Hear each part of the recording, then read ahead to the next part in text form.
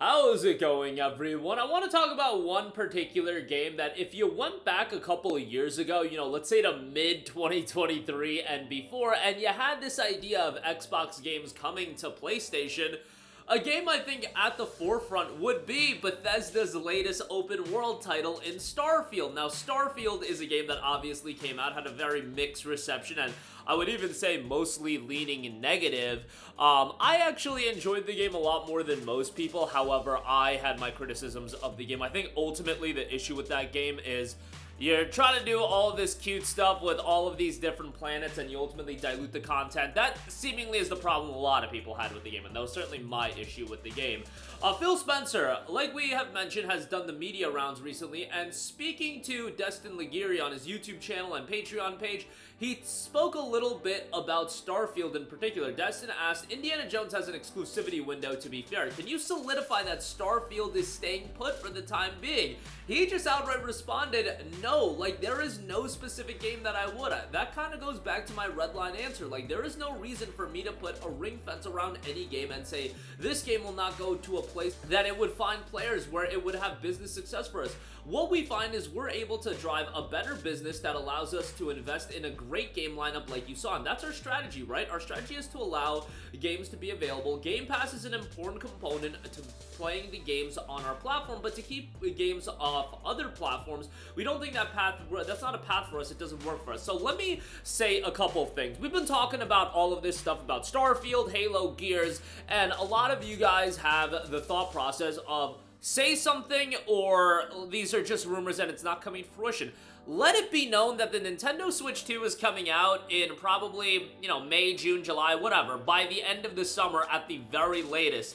That is a platform that Microsoft is going to heavily pursue releasing their games on. And remember, PlayStation is their direct competitor. When you do the rollout of the Halo titles, the Gears games, when those games come to other platforms, you don't want to do it at a time where you're just specifically announcing it for PlayStation. If you read between the tea leaves, whenever Phil Spencer is asked this question about bringing his games to PlayStation, or he just brings it up, I've seen this over and over again, that it's not just about PlayStation, it's about going multi-platform, working with Valve and Steam, working with Nintendo and the Nintendo Switch, etc., etc. However, let it be known that the reason why it's so crucial that it's available on PlayStation 5 is PlayStation 5 is your direct competitor. Nintendo kind of lives on an island of its own. I've been always of the standpoint that PC, well, has some competition, as does Nintendo. Again, they're on their separate islands, PlayStation and Xbox, and that's always been the case, and that's why it always gets so toxic when it comes to PlayStation versus Xbox. Nobody really gets this toxic over PlayStation versus Nintendo or anything like that. It is PlayStation versus Xbox. That's why bringing their games to their direct platform competitor is so vital, and that is the biggest jarring thing. But I wouldn't make this deal about, oh, hey, guys, Halo's coming to PlayStation 5 and is coming to PS5. No, if it was me, if I was in Microsoft's position, I would literally try to work with Nintendo to get the rollout on the Nintendo Direct, because that's a big deal. That's gonna have a lot of attention, and you're not promoting it that heavily, your direct competitor. You're promoting Nintendo, and oh, by the way, it's coming out on PlayStation as well. It's gonna accomplish the same thing, but it's much better from a perception standpoint when you're more so working with the not direct competitor, but ultimately the outcome is gonna be the same, where the games are gonna be available to everybody, because, Halo MCC would sell really, really well on PlayStation 5, but you have to walk this fine line about balancing your own platform perception and also, juicing up the direct competition in PlayStation. And I wouldn't announce anything right now. Until people are ready to announce their Switch 2 titles, I wouldn't announce anything. And that goes for Starfield as well. Starfield is a game that I imagine will be on the Switch 2. Will it run amazingly? No, but I think with DLSS and all that, I think you could get Starfield runs on the Series S. I think you could get Starfield running on the Switch 2, bro. They got Witcher 3 running on the Nintendo Switch. When we outright say, oh, this game ain't possible on this platform, like, I'll just go back to Witcher 3 is runnable on the Nintendo Switch. And, there's some games on the Switch that they're available on the Switch. They don't run amazing, Hogwarts Legacy, Batman Arkham Knight, etc., but they're available on the Switch. You could get these games working on the Switch 2 as well, and I put Starfield in that category as well. Now, I would argue, okay, Starfield is coming to, these other platforms. Would people care? This is one of those games that I just think you know, it just doesn't have that luster, and it really does paint the bigger picture of, okay, some games are gonna be day one, some games are always gonna have that attention. Halo MCC, you release that at $50, $60 tomorrow on PlayStation, it's gonna do exceedingly well. Halo is a juggernaut of an IP. You know, there are other games that I think would do well. Then there are games like the Starfield. I would throw Indiana Jones in there as well, and Indiana Jones is an interesting one because I think there was a lot of buzz around the game when it came out at launch in December, based on the reviews being so good, based on people being like, yo, this is a legit Game of the Year contender. Will that buzz be sustainable 6 months after release?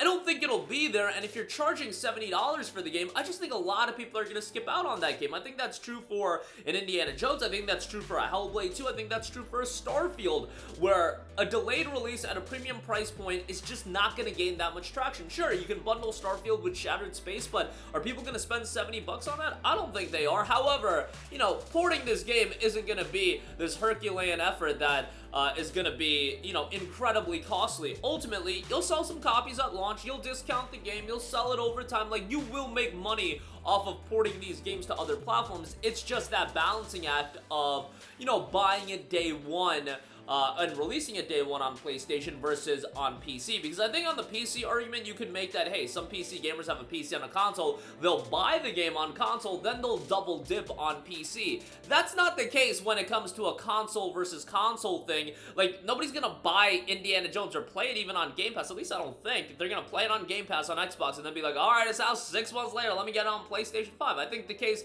is somewhat true, and you see that with like a GTA, where that game will come out on consoles first, people will buy it on consoles, and then a lot of people will double dip on the game on PC. I don't think that's happening with Starfield. I don't think that's happening with Indiana Jones. So I think if you're talking about releasing these games on other platforms, if you're gonna do it and you're trying to make money off of it, releasing it day one is the best bet. But then again, there's the balancing act of making sure your hardware is at least somewhat compelling. And you know, I'm not here to go on a diatribe about that. Again, we talked about that yesterday, but it's this very fine line you have to walk where you're releasing your games on PlayStation, but you don't want to create this perception that PlayStation is just this far superior brand. That's why I would argue that if you have the opportunity to present some content at a Nintendo Direct, you absolutely take that opportunity, because that focuses more so on Xbox going multi-platform, and I think that's what they want to keep the focus on. Not just inherently Xbox is releasing their games on PlayStation, just Xbox is going multi-platform. It's on Steam, it's on Nintendo Switch, it's on PlayStation, because the difference between PC, Xbox, and Nintendo Switch and Xbox and PlayStation 5, Xbox and PlayStation 5, again, they're direct competitors. They've always been direct competitors. It's always been about crapping on each other. That's always been the shtick. It's the most toxic, you know, competition in the gaming world. Like, nobody really cares about PlayStation versus PC even. It's really been PlayStation versus Xbox, and that's where the toxicity is bred as far as, you know, the gaming wars type of things. I try to keep it fairly objective, and that's why when I talk about these Xbox games coming on PlayStation 5, I don't talk about a lot these days about how, oh, this is amazing for the consumer. No, my main worry is I don't want to live in a world where there's no competition in terms of console hardware. Again, Nintendo living on their own island, PlayStation to me needs a direct competitor. And if you've got a platform that's gonna have, for example, both Marvel's Wolverine and Marvel Blade, you know, most people are probably gonna go with the platform that has both Wolverine and Blade and not the platform that just has Blade. Is Game Pass strong enough for people to forget about, you know, games like Wolverine, games like X, Y, and Z that aren't coming to Xbox and probably won't ever come to Xbox? I don't know. We'll see how that transpires. This is the first time I would say that Xbox has a really great first-party output, but at the same time, if you're diluting that first-party output in terms of selling your consoles by releasing them on the other platforms, that's gonna be an interesting observation to see go out. But as far as Starfield goes and the greater talking point of that, you know, Starfield and Indiana Jones, which we already know is coming to PlayStation 5 in June or, you know, mid this year, $70 for those games well after launch, I do think that's going to be a little bit of a hard sell. As hard of a sell as $70 games is already, I think delayed $70 games, yeah, we got a problem with that one. I'm just saying, we got a problem. Maybe they'll price it at $60. You know, PlayStation drops their games on PC 2 years after release. release, and you know, like Ratchet Rift Apart was priced at $60 instead of $70. So, you know, maybe you'll get that. But that'll do it for me. Let me know all of your thoughts in the comment section down below. Interested to hear from you guys, particularly Starfield. Throw Indiana Jones in there as well. Delayed release it at $70. I just think that's gonna be a little bit of a hard sell for some of these games. Like Starfield and Indiana Jones, I think that's trouble. You know, Halo's not gonna have a problem no matter what they price it at. But that'll do it for me. Again, your thoughts down below. Sound off there. Thank you for watching, and goodbye. Hey guys, we hope you enjoyed the video, and if you did, make sure to hit the subscribe button, and if you're already subscribed, do us a favor and hit the bell icon. This way you'll be notified whenever we post a new video. That's the best way to keep up with all of our uploads, and we usually try to upload 2 videos a day. And with the bell icon hit, you'll be notified whenever we do upload a video. As always, thanks for watching.